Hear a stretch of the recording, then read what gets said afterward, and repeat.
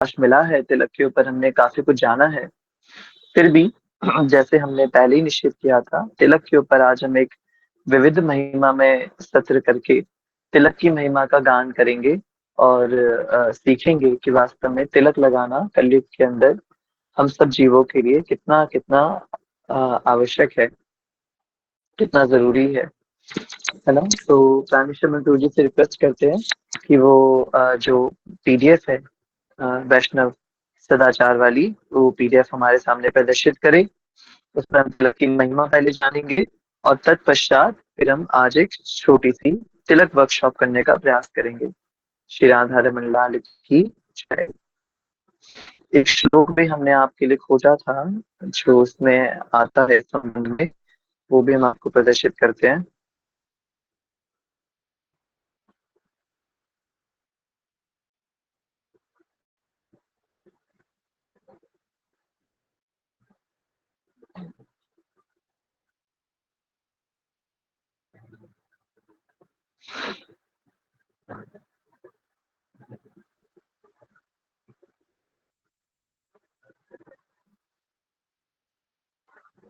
हाँ हाँ जी, हाँ जी, हाँ जी, इस मिनट में पेज नंबर बता दो, एक मिनट दीजिए बस मुझे। हम्म,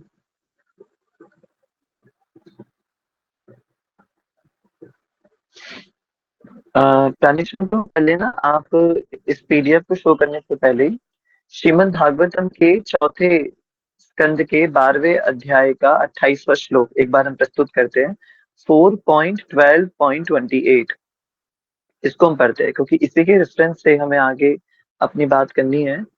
तो सभी भक्त लोग हैं, कुछ हम ऑथेंटिक चीजें समझने का प्रयास कर रहे हैं।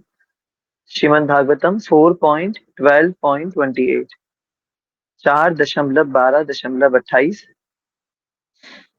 एक बार इस श्लोक का हम एक स्मरण करते हैं, श्लोक को देखते हैं। आप सभी वैष्णवों को हम पुनः हार्दिक स्वागत करते हैं। तिलक वर्कशॉप, तिलक के बारे में महिमा हमें जाननी है। श्रीमद् भागवतम के इस श्लोक में वैसे तो तिलक से संबंधित और भी कई कई श्लोक है, परंतु वैष्णव सदाचार पुस्तिका जो हम पढ़ रहे हैं उस पुस्तिका में डायरेक्टली इस संबंध में इस वाले श्लोक को कोट किया गया है प्रभुपाद जी के द्वारा। तो मैत्री मुनि श्लोक के अंदर बोल रहे हैं, है ना। मैत्री मुनि क्या बोल रहे हैं, श्लोक के सीधे अभी हम तात्पर्य पे आते हैं। श्लोक पढ़ने जाएंगे तो श्लोक का तो बहुत गुह्य अर्थ है और फिर उस श्लोक की भूमिका भी समझनी पड़ेगी कि एक्चुअली कॉन्टेक्स्ट क्या चल रहा है। हम डायरेक्ट ट्रांसलेशन को पढ़ते हैं कि श्लोक का ट्रांसलेशन क्या है। तो देखिए क्या बोल रहे हैं यहाँ पे, बहुत ध्यान से। अगर मेरी आवाज आपको नहीं समझ में आ रही हो तो आप प्लीज मुझे संकेत करिएगा कि मैं बहुत धीरे बोल रहा हूँ वास्तव में, इसलिए अगर आपको ऐसा हो कि नहीं सुनाई दे पा रहा है तो आप प्लीज संकेत करिएगा। देखिए बोला हुआ है, the great sage Maitreya continued, मैत्री मुनि, महान ऋषि मैत्री मुनि अपनी बात को आगे बढ़ाते हुए कहते हैं, Maharaj Dhruv was very dear to the supreme personality of Godhead. Dhruv Maharaj परम पुरुषोत्तम भगवान को अत्यंत प्रिय थे। When he heard the sweet speeches of the Lord's chief associates in the Vaikuntha planet, he immediately took his sacred bath, dressed himself with suitable ornaments, and performed his daily spiritual duties. जैसे ही उन्होंने सुना, when he heard the sweet speeches of Lord's chief associate, जैसे ही उन्होंने भगवान के पार्षदों की मधुर वाणी को सुना वैकुंठ के अंदर, तुरंत उन्होंने एकदम दिव्य स्नान करा, है ना। उन्होंने स्नान किया, स्नान करके वो तैयार हुए, अपने गहनों को धारण करा, है ना, और अपनी डेली स्पिरिचुअल ड्यूटीज को करने लग गए। Thereafter he offered his respectful obeisances to the great sages present there and accepted their blessings। और उसके बाद उन्होंने अपने प्रणाम निवेदित करे, वहां उपस्थित जितने भी मुनिगण, ऋषिगण, साधुगण थे, उन सबको उन्होंने प्रणाम निवेदित करा और उन सबसे आशीर्वाद प्राप्त करा। अब आप सोचेंगे कि यहाँ पे तिलक की महिमा कहाँ बताई गई है ना। तो हम तिलक की महिमा जानने के लिए अगर आप ध्यान दें कि जैसे ध्रुव महाराज ने विष्णु पार्षदों की मधुर वाणी सुनी, वैसे ही ध्रुव महाराज एकदम तैयार हो गए और उन्होंने वस्त्र पहने, नहाए और आभूषण धारण करे। ये आभूषण धारण करे वाला जो पॉइंट आया यहाँ पे आया है, है ना। सुटेबल ऑर्नामेंट्स वाला जो पॉइंट यहाँ पे आया है, ये सुटेबल ऑर्नामेंट्स क्या होते हैं? आप देख पा रहे होंगे तीसरी, नीचे से तीसरी लाइन के अंदर, ऊपर से भी तीसरी लाइन है कि सुटेबल ऑर्नामेंट्स का मतलब क्या होता है। ध्रुव महाराज ने ये ऑर्नामेंट्स कैसे धारण करे, तो वास्तव में भक्त के लिए ऑर्नामेंट्स क्या है, प्रभुपाद जी बहुत सुंदर बात बता रहे हैं तात्पर्य के अंदर। देखिए परपट के अंदर क्या बात लिखी हुई है, बहुत ध्यान से देखिए। आशा करते हैं कि आप सब देख पा रहे होंगे स्क्रीन को। ठीक है, तो देखिए तात्पर्य में क्या लिखा हुआ है, प्रभुपाद जी क्या बोल रहे हैं। प्रभुपाद जी बता रहे हैं we should mark how dutiful Dhruv Maharaj was in his devotional service even at the time he left this material world। आपको थोड़ी बात समझ में आ रही है क्या बोला जा रहा है यहाँ पे? आपको समझ पा रहे हो क्या बोला जा रहा है, क्या हो रहा है यहाँ पे? कि बोल रहे हैं कि जैसे ही ध्रुव महाराज को लेने के लिए वैकुंठ से विष्णु दूत आए, और विष्णु दूतों ने कहा कि हे ध्रुव महाराज चलिए, हम आपको लेने आए हैं। और वैकुंठ वासियों की, विष्णु दूतों की आवाज सुनकर के ध्रुव महाराज प्रसन्न हो गए, मुझे लेने साक्षात विष्णु पार्षद आए हैं। और ध्रुव महाराज तैयार हुए, स्नान किया, स्नान करके वस्त्र पहने, ऑर्नामेंट्स धारण करे, और अपनी डेली डिवोशनल प्रैक्टिस करने लग गए, साधुओं को प्रणाम कर रहे हैं। और आप सोचो अभी उनको थोड़ी देर बाद क्या करना है, अभी उनको जाना है इस धराधाम को छोड़ के, जगत में जाना है, वैकुंठ के अंदर जाना है। मैं हमेशा अपने आप से और भक्तों से भी निवेदन करता हूँ एक प्रश्न पूछने के लिए, अपने आप से एक प्रश्न पूछना चाहिए। कैसा प्रश्न पूछना चाहिए? क्या मैं तैयार हूँ वैकुंठ जाने के लिए? क्या मैं तैयार हूँ गोलोक जाने के लिए? है ना, हमसे हमें हमेशा प्रश्न पूछना चाहिए कि क्या वास्तव में अगर अभी मेरे प्राण निकल जाए तो क्या मैं इस सिचुएशन के लिए, उस स्थिति के लिए मैं अपने आप को तैयार महसूस कर पाता हूँ या नहीं कर पाता। मैं आपको आज की अपनी घटना बताता हूँ। आज मेरी तबीयत बहुत ज्यादा खराब हो गई थी दोपहर में। संभवतः मेरा ब्लड प्रेशर इतना ज्यादा लो हो गया था कि मैं वास्तव में अपनी कॉन्शियसनेस को खो रहा था। और इस कारण से मुझे कुछ समझ नहीं आ रहा था कि मैं कहाँ हूँ, मैं कैसे लेट पा रहा हूँ, मुझे बहुत सीवियर हेडेक हो रहा था। उस स्थिति में मेरे मन में विचार आया कि यदि ऐसी स्थिति मेरी हो रही है कि मैं अपनी कॉन्शियसनेस को थोड़ा भूल रहा हूँ, और ऐसी परिस्थिति के अंदर अगर मेरे प्राण निकल जाए, तो क्या मैं तैयार हूँ अपने प्राणों को त्यजने के लिए? मैं अपने आप से उस समय प्रश्न पूछ रहा था, क्या मैं तैयार हूँ कि अपने प्राणों को त्यजने के लिए? तो मेरे मन ने मुझे कहा कि निश्चित रूप से नहीं, मैं अभी बिल्कुल तैयार नहीं हूँ। क्यों? क्योंकि मेरे मन में एकाएक इतने सारे थॉट घूमने लग गए। जहाँ मेरी कॉन्शियसनेस मेरा साथ नहीं दे पा रही है, वहां मेरे मन में एकदम से इतने इतने थॉट्स आने लग गए। जैसे कि अरे अभी कैसे जा सकता हूँ मैं, मुझे तो बच्चों को स्कॉन लेकर के जाना था, उनको दर्शन कराने थे। अरे नहीं, अभी मैं कैसे इस जगत को छोड़ के जा सकता हूँ, नहीं अभी तो मुझे गोवर्धन यात्रा, कार्तिक की यात्रा करनी है। अरे अभी तो 15 अगस्त को नवरस महोत्सव मनाना है। अरे अभी तो स्कूल खुलने वाले हैं, स्कूल के अंदर ही रिवॉल्यूशन वाली फाइलें जमा करनी है।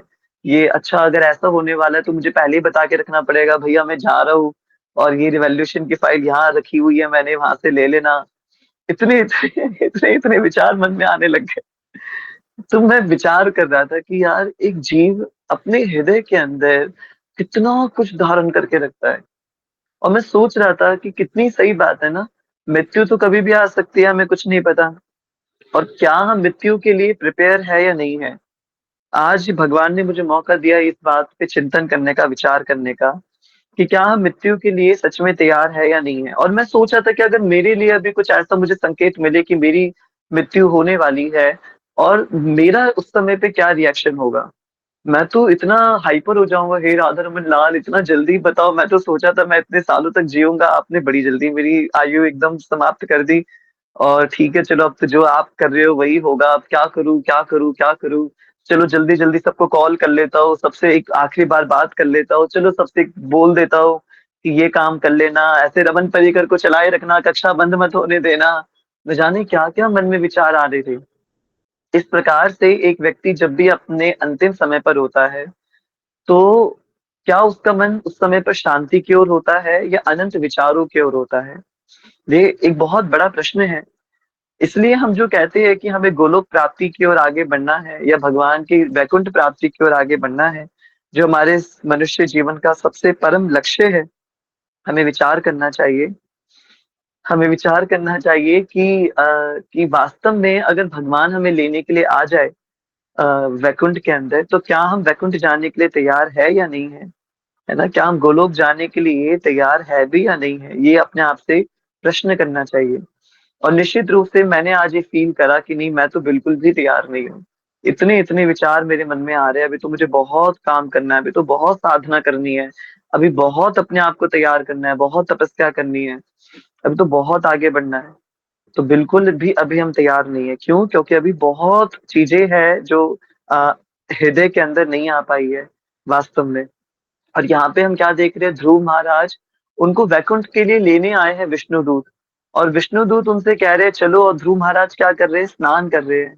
ध्रुव महाराज स्नान करके और बढ़िया आनंद से अपने गहने पहन रहे हैं। गहने पहनने का मतलब है तिलक धारण कर रहे हैं, भक्त वाला आभूषण धारण कर। एक भक्त के आभूषण क्या है? कंठी माला पहनना, अपनी शिखा को बांधना, तिलक, द्वादश तिलक धारण करना, है ना? और फिर उसके बाद अपनी जप माला को लेना, ये सारे भक्त के आभूषण हैं। धोती कुर्ता, शुद्ध वस्त्र धारण करना।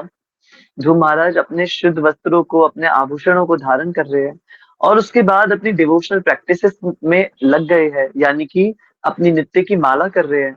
विष्णु दूतों ने कहा कि हम आपको लेने आए हैं और अपनी माला पूरी कर रहे हैं। आप सोचिए, कर्दम ऋषि, देवाहुति मैया और कर्दम ऋषि के पुत्र कपिल देव, जब कपिल देव का प्राकट्य हुआ और कुछ सालों के बाद कर्दम ऋषि जाने लगे, और कपिल देव ने पूछा कि पिताश्री आप कहाँ जा रहे हैं? ऋषिवर ने कहा कि पुत्र, अब बहुत गृहस्थी हो गई, अब वानप्रस्थ की ओर आगे बढ़ रहा हूँ, जंगल में जा रहा हूँ, जंगल जा करके भगवत प्राप्ति के लिए मैं तपस्या करूंगा। कपिल मुनि कहते हैं पिताश्री, आप तो इतने बड़े संत हैं, आपने भगवान को ही अपने पुत्र के रूप में चाहा था, और आप ये बात अच्छे से जानते हैं कि मैं और कोई नहीं बल्कि परम पुरुषोत्तम भगवान ही हूँ, और आपके पुत्र के रूप में प्रकट हुआ हूँ। फिर आप मुझे छोड़ करके वन में किसकी प्राप्ति के लिए जा रहे हैं? ऋषिवर कहते हैं, हे पुत्र, तेरी प्राप्ति में वो आनंद नहीं है जो तेरे वियोग में आनंद है। तेरी प्राप्ति में वो आनंद नहीं है जो तेरे वियोग में आनंद है। तू मुझे मिल गया, ये बड़ी सुख की बात है, बड़े आनंद की बात है। तू जब मेरे सामने होता है ना, तो तब सिर्फ एक जगह पर होता है, पर जब तू मेरे सामने नहीं होता ना, तब तू हर जगह होता है। हर जगह होता है, क्योंकि मैं तुझे हर वस्तु में देख पा रहा होता हूँ। तेरे सेपरेशन की वजह से तू मुझे हर वस्तु में दिखाई दे रहा होता है। हम किसी से बहुत ज्यादा प्यार करते हैं और वो व्यक्ति हमारे साथ है, तो उस समय तो हमें उसकी कीमत या वैल्यू नहीं पता चलती, क्योंकि वो उस समय हमारे संग उपलब्ध है, मौजूद है। पर जब वो व्यक्ति हमारे साथ नहीं होता, तो वो हर एक कण कण में, हर एक वस्तु में, हर एक स्थान पे हमें दृष्टिगोचर होने लगता है, हमें दिखने लगता है वो व्यक्ति। इसलिए वास्तव में भगवान के धाम जा रहे हैं ध्रुव महाराज, पर भगवान के धाम जाने से पहले भी क्या कर रहे हैं, अपनी माला पूरी कर रहे हैं, अपने नित्य नियम की मालाएं पूरी कर रहे हैं, हरि नाम पूरे कर रहे हैं।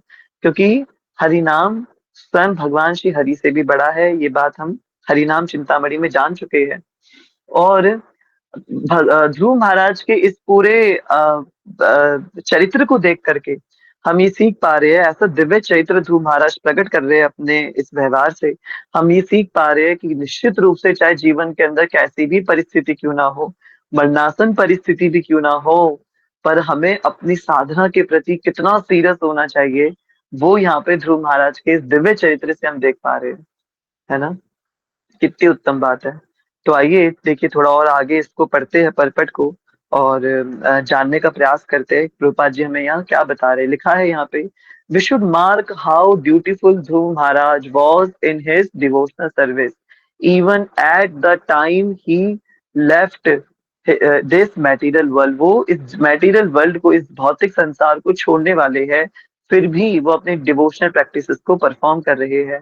He was constantly alert in the performance of devotional duties। वो बिल्कुल लगातार एकदम अलर्ट थे, एकदम सचेत थे अपनी डिवोशनल ड्यूटीज को लेकर के, अपनी आध्यात्मिक क्रियाओं को लेकर के ध्रुव महाराज पूर्णतः अलर्ट थे, पूर्णतः सचेत थे।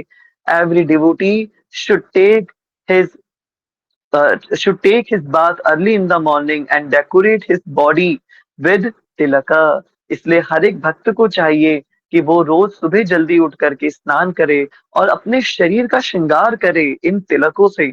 इन Kalyuga one can hardly acquire gold or jewel ornaments, but the 12 tilaka marks on the body are sufficient as auspicious decoration to purify the body।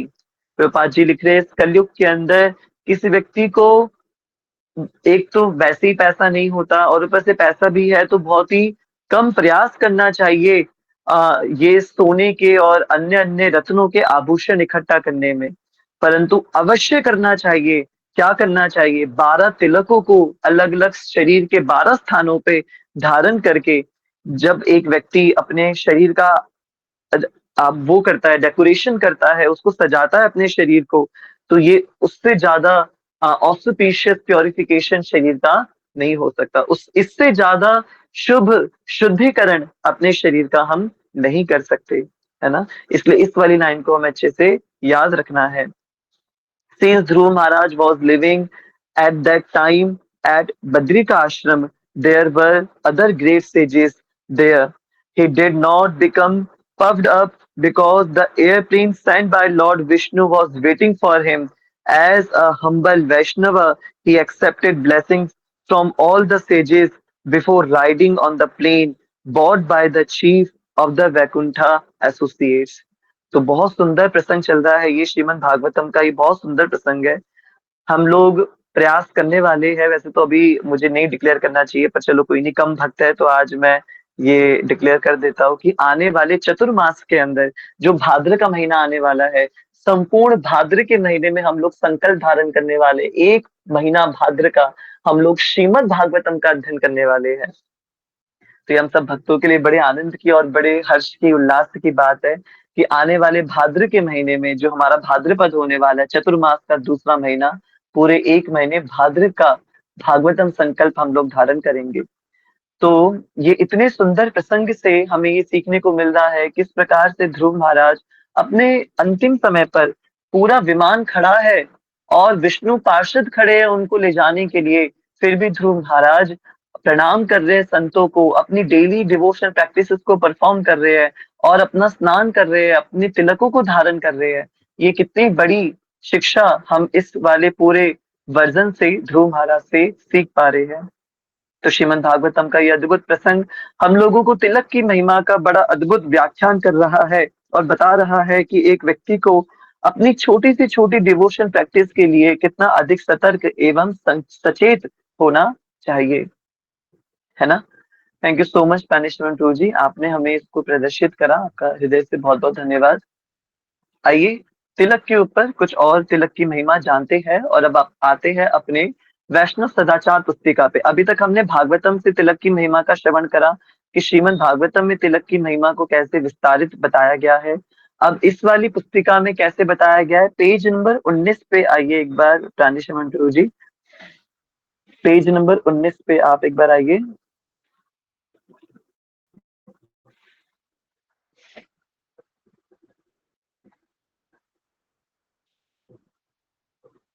और थोड़ा नीचे करिए, हाँ एक मिनट, प्रचार और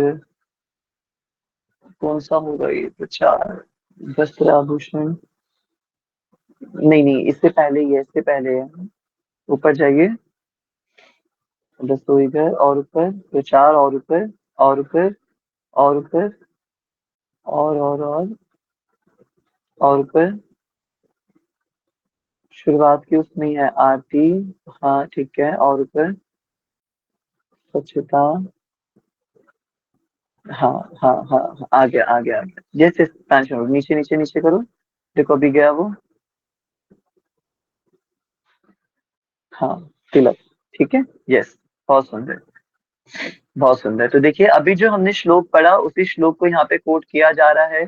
शिला प्रभुपाद श्रीमद् भागवतम के चौथे स्कंद के 12वें अध्याय के 28वें श्लोक के तात्पर्य में तिलक के संबंध में लिखते हैं।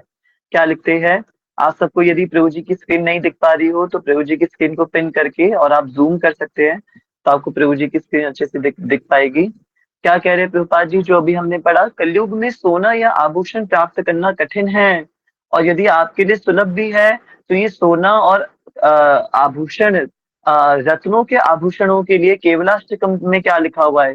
काचार्थम विस्मृतम रत्नम हरेर नामेव केवलम, है ना? अहो दुखम महादुखम दुखा दुखतरम यतः काचार्थम विस्मृतम रत्नम।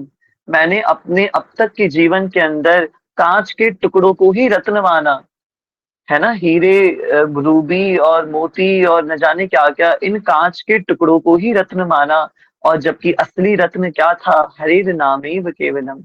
तो प्रभुपाद जी कह रहे हैं, कलयुग में सोना या आभूषण प्राप्त करना कठिन है, परंतु शरीर शुद्ध करने के लिए उस पर 12 स्थानों पर लगाए जाने वाले तिलक की सज्जा पर्याप्त है। सज्जा यानी सजाना, तिलकों से अपने शरीर को सजाना, ये बहुत पर्याप्त है या आवश्यक है। स्नान करके स्वच्छ वस्त्र पहनने के पश्चात एक स्वच्छ आसन यदि संभव हो तो कुशा घास की चटाई पर बैठकर शरीर के 12 स्थानों पर ऊर्ध्व पुंड अथवा विष्णु तिलक लगाए जाते हैं। ऊर्ध्व पुंड या विष्णु तिलक भी इसको बोला जाता है। ऊर्ध्व यानी उल्टा, पुंड्र तिलक का नाम है, ऊर्ध्व पुंड्र तिलक, है ना? किस पे बैठ के लगानी चाहिए? एक आसन पे बैठ के लगानी चाहिए। तो देखो, ये एक नई बात हमें पता चली, हम खड़े खड़े या कैसे भी तिलक लगा लेते हैं, बड़ी मर्यादा है तिलक लगाने की। मैंने मायापुर धाम में वैष्णवों को देखा है तिलक लगाते हुए कि कैसे वो आचमनी पात्र लेके, अपना तिलक बॉक्स लेके और शीशा रख के अपने सामने बैठते हैं और प्रॉपर तिलक लगाने को बड़ा मर्यादित समय देते हैं। हम तो चलते फिरते लगा लेते, थोड़ा अच्छे से, मतलब देखिए, नहीं कर पा रहे तो कोई बहुत बड़ी बात नहीं है, बस सिखाने के लिए सिखाया जा रहा है। कर सकते हैं तो बहुत अच्छा रहेगा, बहुत अच्छा रहेगा। और सबसे बड़ी बात, आप सब प्रयास करिए कि आप सबके पास कुशाग्रास का आसन जरूर होना चाहिए। बहुत आसानी से मिल जाता है। पहले मुझे भी लगता था कुशाग्रास का शुद्ध आसन नहीं मिलेगा, पर बहुत आसानी से पूजा वाली की दुकान पे कुशाग्रास का आसन मिल जाता है।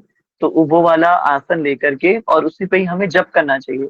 राधा रमणीय परंपरा और इवन पूरी वृंदावन की गौड़ीय वैष्णव परंपरा से संबंध रखने वाले जितने भी वैष्णव जन हैं, उन सबको चाहिए कि वो कुशाग्रास के आसन पर ही विराजमान होकर अपना जप किया करे। वो सबसे उत्तम रहता है। तो कुशाग्रास की चटाई पर बैठकर शरीर के 12 स्थानों पर ऊर्ध्व पुंड या विष्णु तिलक लगाना चाहिए। स्नान घर में तिलक लगाना वर्जित है, तो इसलिए प्रयास करते हैं हम लोग, ये सारी बात ये भक्त लोग जानते हैं कि जहाँ स्नान घर होता है, जो बाथरूम या वॉशरूम होता है, वहां पे तिलक नहीं लगाना चाहिए। इवन अगर बाथरूम अलग भी है वॉशरूम से, तो भी वहां पे तिलक नहीं लगाना चाहिए, है ना? आप तिलक को सेट करने के लिए कितने भक्त मैंने देखा है चले जाते हैं, चलो वो बात बिल्कुल अलग है, पर तिलक धारण स्नान घर में बिल्कुल नहीं होना चाहिए। शरीर पर तिलक लगाने का अर्थ है उसे विभिन्न प्रकार की सेवा में प्रयोग करना। शरीर के अलग अलग अंगों को विभिन्न प्रकार की सेवा में प्रयोग करना, इसलिए शरीर पर तिलक लगाया जाता है। आगे लिखा हुआ है, ऊर्ध्व पुंड तिलक में मस्तक अथवा अन्य भागों पर खड़ी 2 रेखाएं शरणागति का प्रतीक है। किसका प्रतीक है? शरणागति का प्रतीक है। शरणागति यानी सरेंडर कर देना भगवान को, शरणागति का प्रतीक है। जो खड़ी 2 रेखाएं हैं, है ना? पद्म पुराण एवं यजुर्वेद में कहा गया है कि ऊर्ध्व पुंड चिन्ह भगवान के ऊर्ध्व पुंड चिन्ह भगवान के चरण कमल है। ऊर्ध्व पुंड तिलक अपने मनमाने ढंग से न लगाकर भगवान श्री विष्णु के नाम का उच्चारण करते हुए मन से भगवान उस स्थान पर आह्वान करते हुए लगाना चाहिए। शरीर पर तिलक लगाने से हमारी आध्यात्मिक शक्ति का विकास होता है। आध्यात्मिक शक्ति का विकास होता है। तो वास्तव में तिलक लगाते वक्त ध्यान रखना है कि ये भगवान के चिन्ह है। आप सोचिए, आप किसी के पैरों को मस्तक पे धारण कर रहे हो, तो इसका मतलब क्या है कि हम उस व्यक्ति के प्रति पूर्णतः शरणागति को प्रदर्शित कर रहे हैं, है ना? जिस अगर आप किन्हीं के पैरों को अपने मस्तक पे धारण कर रहे हो, तो इसका मतलब हम उनकी पूरी शरणागति, पूरी पूरी शरणागति को हम एक्सेप्ट कर रहे हैं। इसलिए भगवान के चरण चिन्ह धारण करना शरणागति का प्रतीक है। और जब भी हम ऊर्ध्व पुंड तिलक धारण कर रहे हो, तो भगवान का नाम ओम केशवाय नमः क्यों बोलना चाहिए? ताकि भगवान का नाम का आह्वान करके हम केशव देव जी महाराज को अपने मस्तक में विराजमान करें। कौन है केशव देव जी? अगर पुराणों के अनुसार बात की जाए तो वज्रनाथ जी द्वारा स्थापित किए हुए संपूर्ण ब्रजमंडल के विग्रहों के अंदर श्री केशव देव जी महाराज मथुरा धाम के राजा है। संपूर्ण मथुरापुरी के राजा है।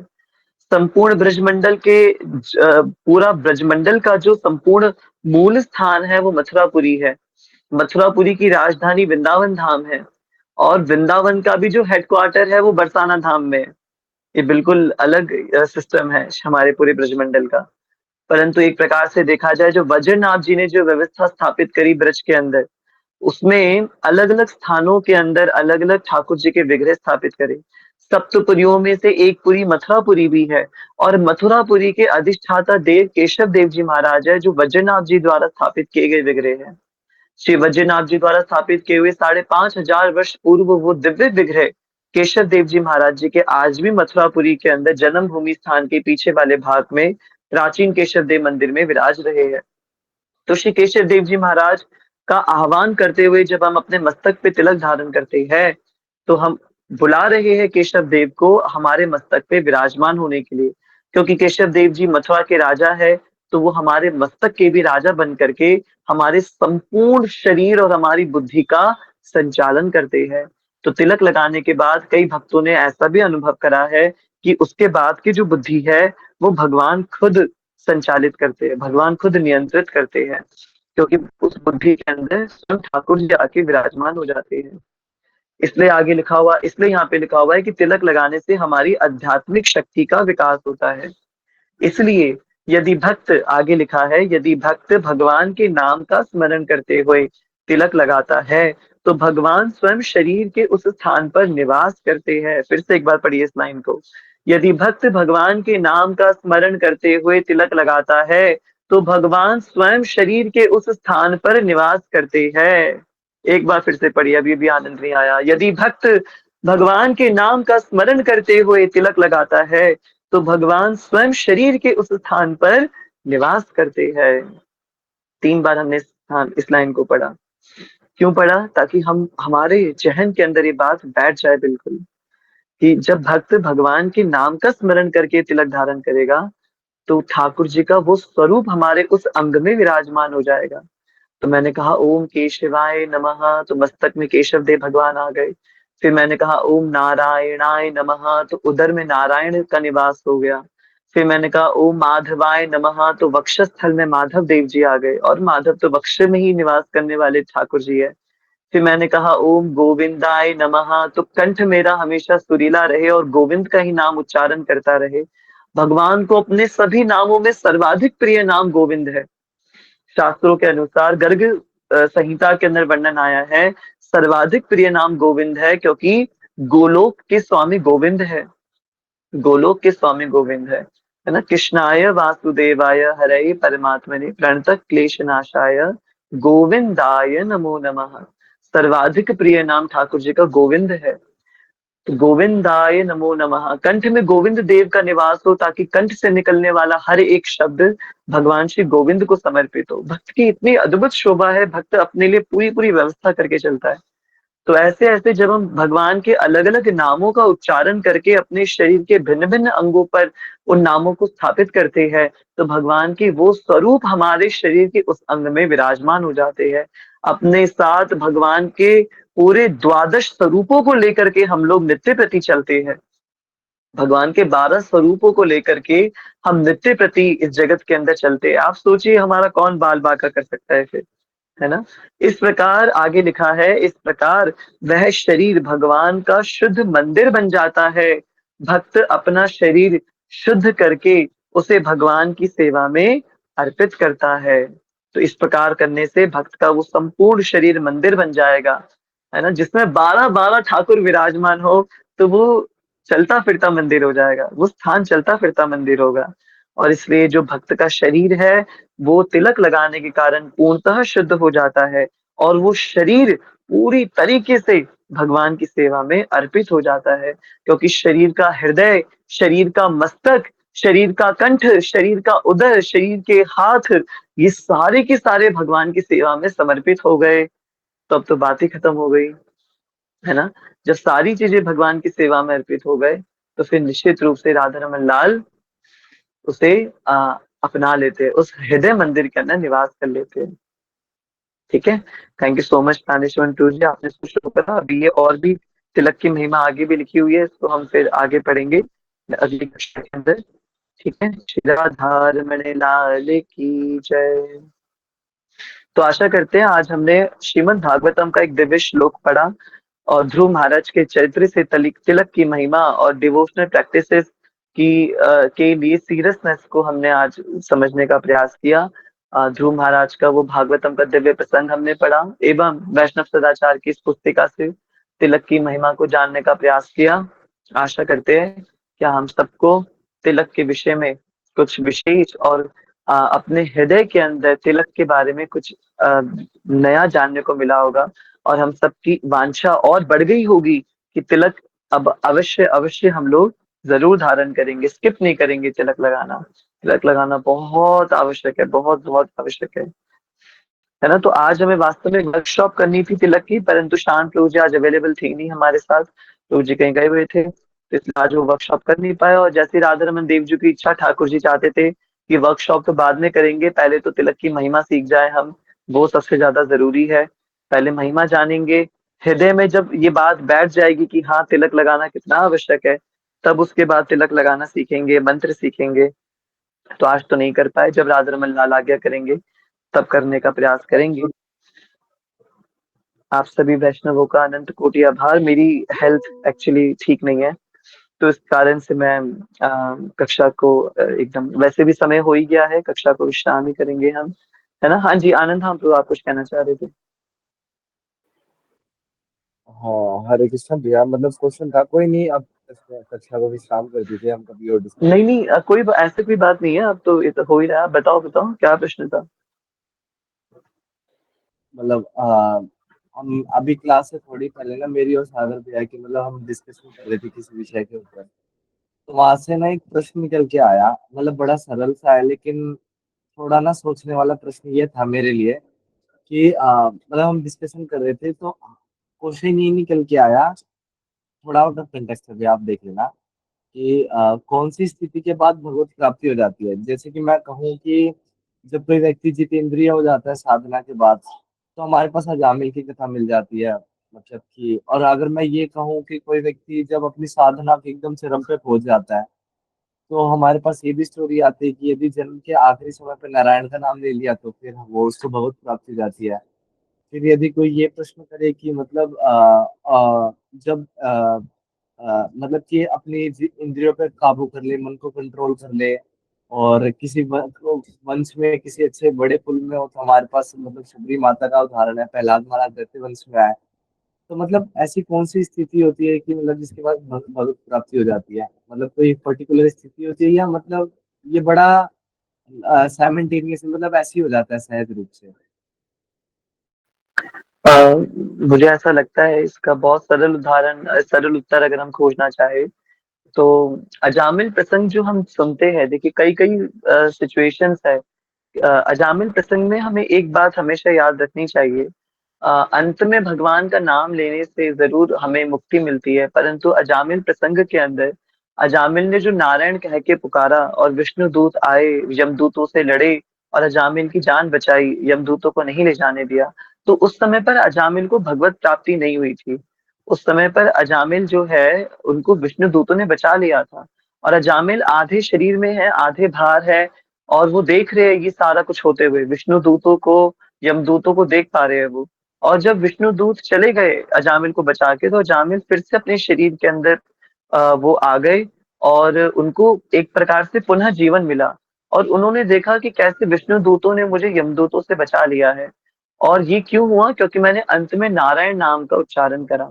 तो एक नारायण नाम के उच्चारण से अगर मैं इतनी बड़ी दुर्गति से बच पा रहा हूँ, तो मैं तो भूल गया कि मैं कौन था, मैं तो एक ब्राह्मण था, और मैंने पिछले इतने वर्षों से जो मैंने अपराध करे हैं, अब समय आ गया है कि मैं उनको छोड़ के और अपने वास्तविक उद्देश्य की ओर अग्रसर हो। और फिर अजामिल आगे चल के हरिद्वार आते हैं और खूब भजन करते हैं, और फिर उनको भगवत प्राप्ति होती है। तो अजामिल वाला प्रसंग का तो पूरा कंटेस्ट ये है। बाकी जहां तक बात है कि ऐसी कौन सी सिचुएशन है जब किसी व्यक्ति को भगवत प्राप्ति होने लग जाए, तो जैसे आनंद धाम लोगों ने बताया कि अलग अलग सिचुएशन हो सकती हैं जब वो पूरी तरीके से अनासक्त हो जाए, अपनी साधना के चरम पर पहुंच जाए, बहुत सी सिचुएशंस है, मुझे आज ऐसा लगता है, जो मेरा पर्सनली ऑब्जर्वेशन है, और खुद जो मैंने आज, जब मैं बहुत ज्यादा लो फील कर रहा था, तब मैंने विचार किया। और हमेशा जब मैं बार बार चिंतन करता हूँ, गुरुदेव भी, गुरु मैया भी जो बार बार एक ही बात बताते हैं, एक सिंपल सा आंसर है, कब भगवत प्राप्ति होगी? जब आपको हर एक कण कण के अंदर, हर एक व्यक्ति के अंदर, इस संसार के सभी स्थानों के अंदर सिर्फ और सिर्फ राधा रमन लाल देखने को मिलेंगे, सिर्फ और सिर्फ राधा रमन देखने को मिलेंगे, सिर्फ और सिर्फ राधा रमन देखने को मिलेंगे। तो जब से श्री राधा रमन देव जी हुई, हम ये देखो, ये बात सार्थक होने का क्या मतलब है? साचो एक राधा रमन, झूठो सब संसार। संसार झूठा है। तो अभी मैं देख रहा हूँ कि मेरे सामने ये जो वस्तुएं पड़ी हुई हैं, जितनी भी जड़ वस्तुएं हैं, फिर मेरे सामने जितने भी मुझे चैतन्य लोग दिख रहे हैं, चलते फिरते लोग दिख रहे हैं, चाहे वो जड़ वस्तु हो, चाहे वो चैतन्य जीव हो, चाहे वो कोई भी हो, हर एक के अंदर मुझे राधा रमन लाल दिख रहे हैं। क्योंकि झूठा तो हर एक जगत है। तो झूठो सब संसार, अगर ये सब संसार ही झूठा है, तो फिर ये मुझे दिख क्यों रहे हैं? क्यों? क्योंकि इन सबके अंदर राधा रमन जी का निवास है। तो जीवन के अंदर जहां पे ये वाली स्टेज आ जाए कि अब तो करदम मुनि ने भगवान को छोड़ा, इसलिए कपिल मुनि को छोड़ के वन इसलिए गए, आज हमने कथा में सुना, क्योंकि कह रहे हैं कि बेटा तू जब सामने होता है तब सिर्फ एक जगह होता है, पर जब तू सामने नहीं होता तब तो हर जगह होता है, तब तो हर जगह होता है। हमारी गौड़े पद्धति विप्रलंब भाव की उपासना करती है। हमारी वृंदावन की गौड़े पद्धति विप्रलंब भाव की उपासना करती है। और ये विप्रलंब भाव भगवान की सेपरेशन के अंदर भगवान की सेवा करता है। श्रीमती राधा रानी को भगवान का संयोग होते ही भगवान का वियोग हो जाता है। जैसे ही कृष्ण उनसे मिलने के लिए आते हैं, श्रीमती राधा रानी उदास हो जाती हैं कि भगवान पूछते कि आप क्यों उदास हो गए, क्या मेरे आने से आपको प्रसन्नता नहीं हुई? श्रीमती राधा रानी कहती है, खूब प्रसन्नता हुई प्रभु, पर मैं ये सोच सोच के उदास हो रही हूँ, ये सोच सोच के मुझे रोना आ रहा है कि आप कुछ देर बाद मुझसे दूर हो जाएंगे, आप चले जाएंगे कुछ देर बाद। श्रीमती राधा रानी संयोग में वियोग को ढूंढ लेती हैं, और वियोग में संयोग ढूंढ लेती हैं कि भगवान दूर है। तो ये आशा हो रही होती है कि कृष्ण आएंगे, ठाकुर जी जरूर आएंगे, ठाकुर ठाकुर जी ने वादा किया था वो जरूर आएंगे। पूछने का लौटा बाबा गिरिराज जी में बैठ करके वियोग के अंदर संयोग का आनंद ले रहे हैं। हर एक आने वाले, परिक्रमा करने वाले आगंतुक के अंदर पूछने का लौटा बाबा दर्शन कर रहे हैं अपने कृष्ण के, अपने ठाकुर जी के, कि क्या पता एक दिन गिरिराज जी की परिक्रमा करते करते करते करते साक्षात कृष्ण ही उनके पास क्यों ना आ जाए। हर एक व्यक्ति के अंदर वो अपने इष्ट के दर्शन कर रहे हैं, इसलिए जड़वत हो गए वहां पे, जड़वत हो गए उस स्थान पे, और जड़वत होके सबको दर्शन दे रहे हैं। तो किसी व्यक्ति को भगवत प्राप्ति कब हो सकती है? भगवत प्राप्ति का मतलब ही क्या है? अगर हम ध्यान से इसका चिंतन करें, प्राप्ति, भगवान की प्राप्ति हो जाना, दैट इज भगवत प्राप्ति। कोई चीज आपको मिल गई है तो वो आपसे दूर नहीं हो सकती, दैट इज भगवत प्राप्ति। कोई चीज मुझे मिल गई है तो मैं उसकी खोज के लिए दोबारा जाऊंगा नहीं, दैट इज भगवत प्राप्ति। और हमारा गौड़िया संप्रदाय तो वियोग में सेवा करता है। तो भगवान अगर मिल भी गए, तो फिर गौड़िया संप्रदाय तो कहता है भगवान आप दूर चले जाओ, हम आपके वियोग में सेवा करेंगे। तो वियोग में सेवा कब होगी? क्योंकि वियोग के अंदर ठाकुर जी हर एक जगह पर दृष्टिगोचर हो जाएंगे, हर एक स्थान पर दिखने लगेंगे, हर एक स्थान पर दिखने लगेंगे। तो जिस टाइम जब हम लोगों का साधना स्तर, या फिर मैं ये कहूँ कि हमारी हमारे प्रेमा भक्ति, भगवान से हमारा जो संबंध अभिधेय और प्रयोजन है, वो भगवान से हमारा संबंध इतना प्रगाढ़ हो जाए, और फिर भगवान से होने वाले हमारे जो एक्सचेंजेस है, जो अभिधेय है, वो इतने इतने बढ़ जाए, इतने इतने बढ़ जाए, इतने इतने बढ़ जाए, कि जो भगवत प्राप्ति का प्रयोजन है वो इतना सफल हो जाए कि हर कण कण में जित देखो उत राधा रमन मुझे दर्शन हो रहे हैं, जित देखो उत राधा रमन ही मुझे दृष्टिगोचर हो रहे हैं, वही राधा रमन मुझे नजर आ रहे हैं। तो वास्तव में भगवत प्राप्ति का क्या अर्थ है? भगवत प्राप्ति का अर्थ है अपने संबंध को भगवान से इतना प्रगाढ़ कर लेना, इतना प्रगाढ़ कर लेना, कि राधा रमन जी के अलावा तो मुझे कोई दिख ही नहीं रहा। क्या हम ये कह सकते हैं कि नामदेव जी महाराज को भगवत प्राप्ति नहीं हुई थी? वो तो जीते जी भगवत प्राप्त महापुरुष थे नामदेव जी महाराज। क्यों? क्योंकि कुत्ते के अंदर उन्होंने विठल नाथ जी को देख लिया। कुत्ते के अंदर देख रहे कि भैया कैसी सूरत बनाई तूने स्वान की, मुझे सीरत दी इंसान की। कुत्ते के अंदर उन्होंने भगवान के दर्शन कर लिए। तो नामदेव जी महाराज हर एक स्थान पे विठल नाथ जी के दर्शन कर पा रहे हैं, भगवत प्राप्त महापुरुष है। हमारे परम पूज्य बाबा जी महाराज, वृंदावन के हमारे परम पूज्य प्रेमानंद बाबा जी महाराज भगवत प्राप्त महापुरुष है। हर एक जीव के अंदर उनको प्रिया प्रीतम दिख रहे हैं, हर एक जीव के अंदर उनको भगवान के दर्शन हो रहे हैं। ऐसे उत्तम अधिकारी भक्त जब इस स्तर पे आ जाते हैं, जब उनको हर कण कण में राधा रमन लाल दिख रहे हैं, जब हमारी भी वो स्थिति हो जाएगी कि हमें हर एक व्यक्ति राधा रमन ही दिख रहा है, कोई और दिख ही नहीं पा रहा है इस संसार के अंदर, यानी मेरे जीवन में तो राधा रमन ही आ सकता है और कोई नहीं आ सकता, ऐसा फिल्टर मैंने लगा दिया अपने जीवन में साधना का कि मेरे जीवन में तो सिर्फ राधा रमन ही आ सकते हैं। अगर कोई व्यक्ति भी आ रहा है तो वो भी राधा रमन ही आ रहे हैं उस व्यक्ति के रूप में। इस स्थिति पर आने के बाद हम कह सकते हैं कि हाँ, उस व्यक्ति को भगवत प्राप्ति हुई है। तो जी कह रहे पर भैया अटकली चा अ, अंतकाले, सॉरी मैं गलत पढ़ रहा हूँ, अंतकाले अंतकाले च मामेव स्मरन मुक्त्वा कलेवरम। इसके अकॉर्डिंग तो हम एकदम एंड पर भी भगवान का नाम ले लिया तो भगवत प्राप्ति हो जाएगी, बेशक आजीवन भगवान का भजन करा हो या नहीं करा हो। अंत काले च मामेव स्मरण मुक्त्वा कलेवरम।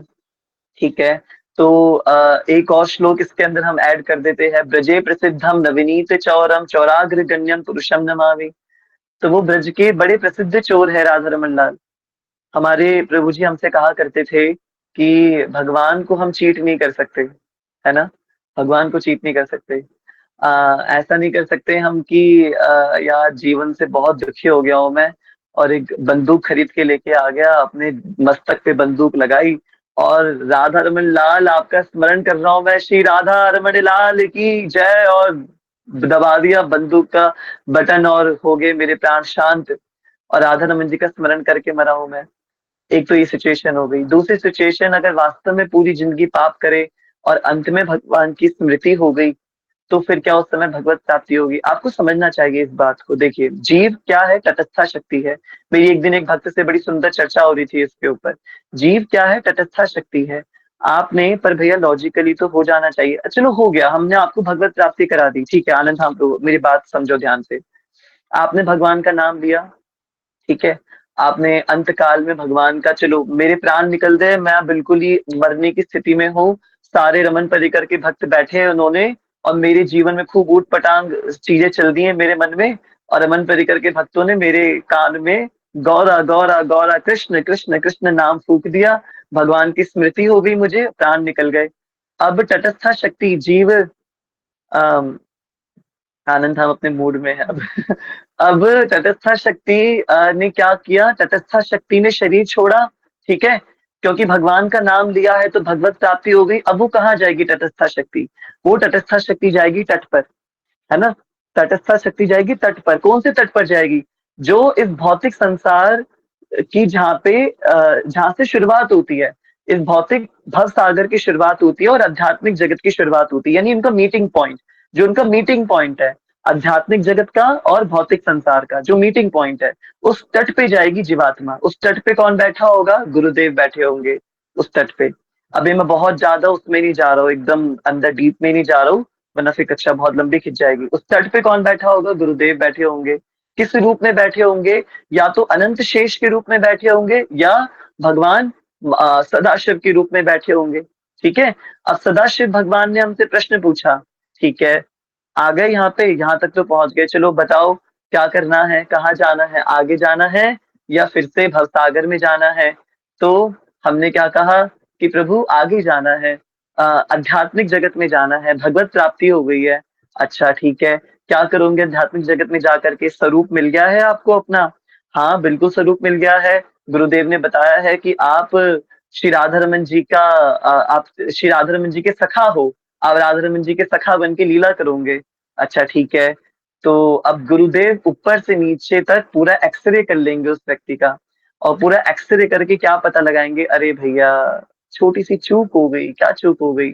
भक्तों की कृपा से नाम स्मरण हो गया और नाम स्मरण से ये व्यक्ति तट तक आ गया, परंतु इसको, इसके अंदर के काम क्रोध लोभ मोह मद मात्सर्य अभी खत्म नहीं हुए, अभी वो विश्राम नहीं हुए।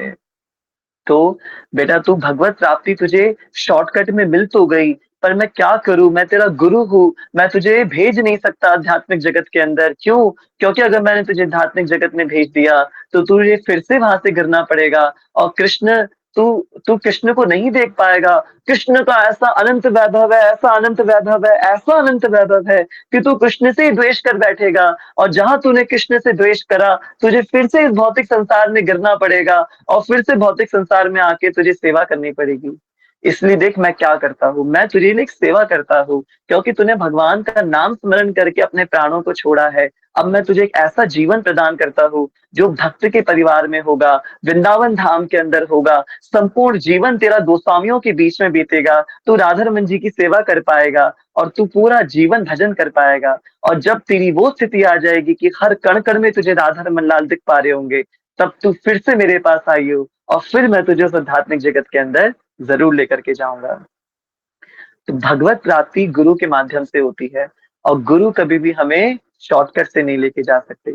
एक जीव अंत काल में भगवान का नाम स्मरण करके भगवत प्राप्ति ले सकता है, परंतु उसके अंदर के काम क्रोध लोभ मोह मद मात्सर्यता का क्या, वो तो खत्म नहीं हुए होंगे ना।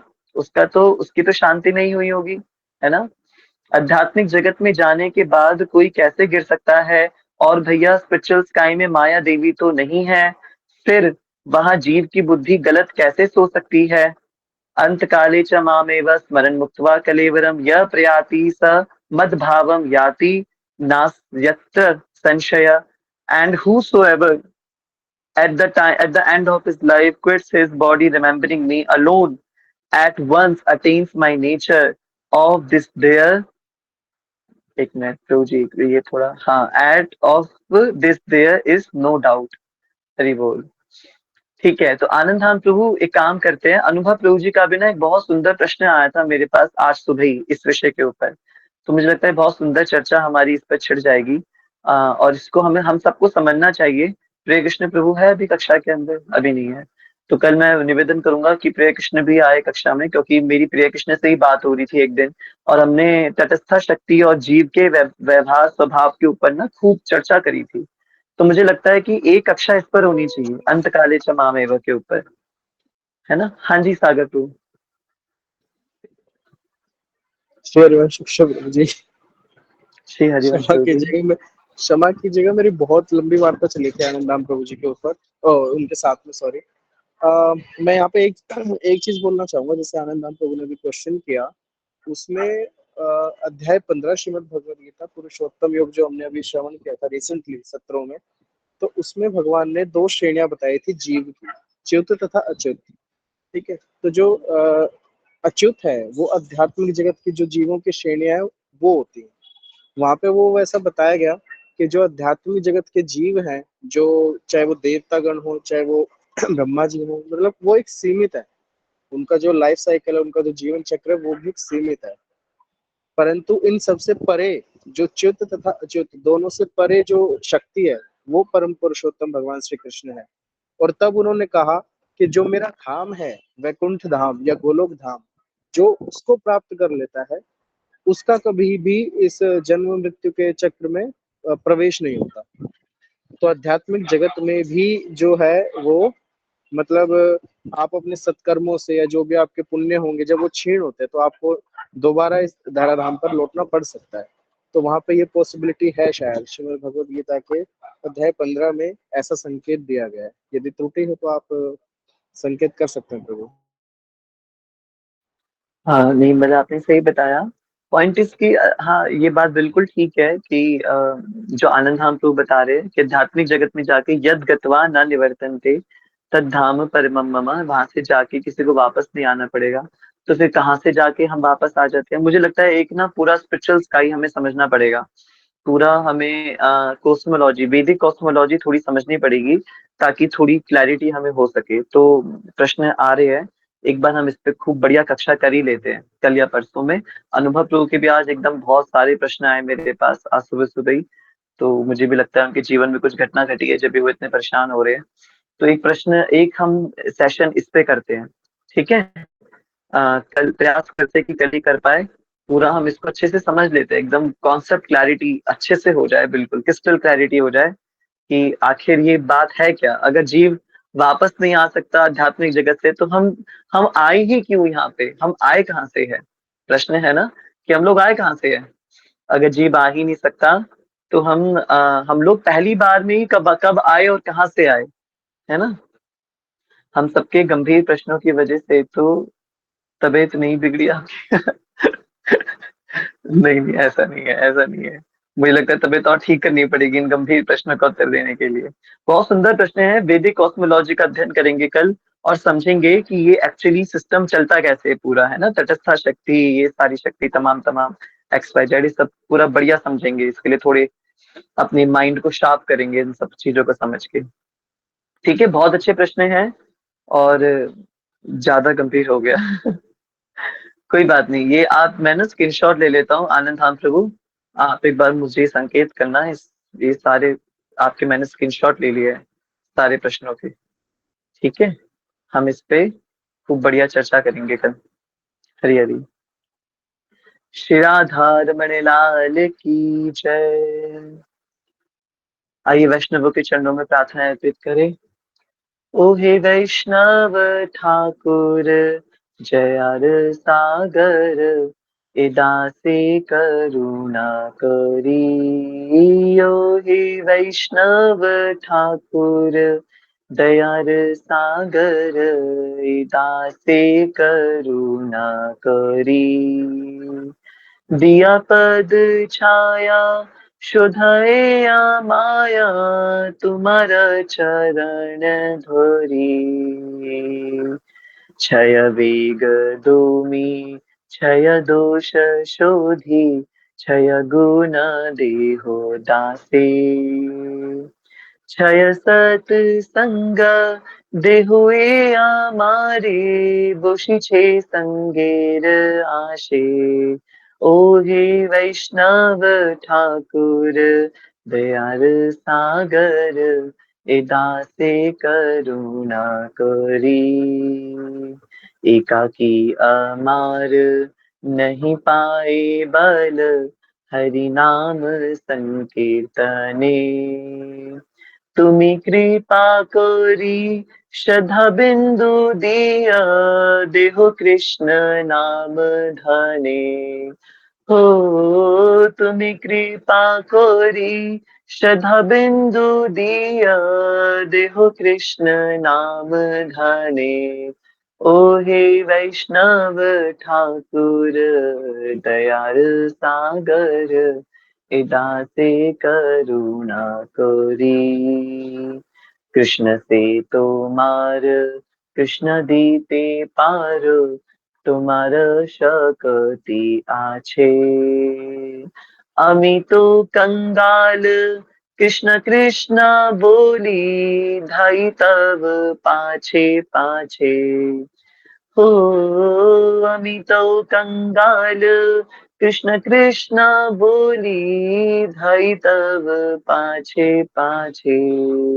हो আমি তো कंगाल, कृष्ण कृष्ण बोली, ধাই तब पाछे पाछे। ओ हे वैष्णव ठाकुर, दयार सागर, इदासे करुणा करी। जय वैष्णव ठाकुर, जय वैष्णव ठाकुर, वैष्णव ठाकुर जय वैष्णव ठाकुर। जय जय गुरुदेव, गुरुदेव गुरुदेव, जय जय गुरुदेव। श्री राधा रमण लाल की जय। आइए हम ठाकुर जी के दिव्य दर्शन करते हैं और अपने सत्र को भगवान के चरणों में समर्पित करते हैं। श्री राधा रमण लाल की जय। श्री राधा रमण लाल की जय। श्री राधा रमण लाल की जय। ठाकुर जी आजकल बहुत प्यारे ओलाई दर्शन दे रहे हैं। मतलब पता नहीं सिर्फ मुझे ही लग रहा है या बाकियों को भी लग रहा है, पर मुझे जेन्युइनली लग रहा है कि राधा रमण लाल कुछ ज्यादा ही प्यारे ओलाई दर्शन दे रहे हैं आजकल एकदम। अब ठीक है, ज्यादा नहीं बोलना चाहिए। ज्यादा ही प्यारे वाला दर्शन हो रहे हैं आजकल, बहुत सुंदर। आप ठाकुर जी के हर एक अंग को बिल्कुल ऐसा लगता है, छवि देख के लगता है कि आप स्पर्श कर लूंगे बिल्कुल ही। श्री राधा रमण लाल की जय। गौरांग सुंदर शची नयनाभिरामं राधा व्रजेन्द्र तनयो अभय रूपमेकं गोपाल भट्ट करुणाकृत कृष्ण देहं तं राधिकारमणमीष्टमभीष्टमीणे अहो भाग्यं गौरमार्गानुवर्तिनां देवो राधारमण यत्र यद्गुरुर्गुणमञ्जरी श्री राधा रमण लाल की जय। श्रीपाद गोपाल भट्ट गोस्वामी जी महाराज की जय। श्री सद्गुरुदेव भगवान की जय। अनंत कोटि वैष्णव भक्त वृंद की जय। श्री वृंदावन धाम की जय। जय जय श्री राधे श्याम। सबको मिले श्री वृंदावन धाम। श्री वृंदावन रमण बिहारी लाल की जय। हरी हरी बोल। बहुत सुंदर। आनंद धाम प्रभु कह रहे भैया देने तो पड़ेंगे, दर्शन करनी बहुत ज्यादा हो गई है। इसलिए ठाकुर जी बिल्कुल मस्त मौला होके वृंदावन के छोरे बन के बाहर निकलते हैं। क्या बात है, अद्भुतम अद्भुतम। आपका अनंत कोटि आभार कामेश्वरन प्रभु। आपका कितना धन्यवाद करें कि आप हमें इतने प्यारे दर्शन राधा रमन जी कराते हैं। तो बहुत बहुत धन्यवाद, बहुत बहुत धन्यवाद। Shri Radhe Shri Radhe Shri Radhe. Thank you so much Kameshwaran प्रभु, इतने प्यारे और लाए दर्शनों के लिए। एक क्षण के लिए भी मन नहीं होता कि हम आंखें हटाए ठाकुर जी की छटा से। साक्षात कृष्ण अपने दर्शन देते हो। श्री राधा रमण लाल की जय। आप सभी वैष्णवों का अनंत कोटि आभार। कल प्रयास करेंगे कि हम एक अद्भुत चर्चा कर सके जो आज प्रश्न हुए थे उन प्रश्नों के ऊपर। बाकी राधा रमन लाल की जैसी इच्छा, भगवान जो सुनना चाहेंगे वही होगा कक्षा के अंदर। आप सभी भक्त तिलक जरूर धारण करिए। यही हमारे आज की कक्षा का सार है। और एक अनाउंसमेंट मैं कर देता हूँ, वैसे तो बाद में करनी चाहिए पर फिर भी रोज अनाउंसमेंट करता रहूंगा तो भक्तों को याद रहेगा। आने वाली 15 अगस्त को जो हमारा स्वाधीनता दिवस, स्वतंत्रता दिवस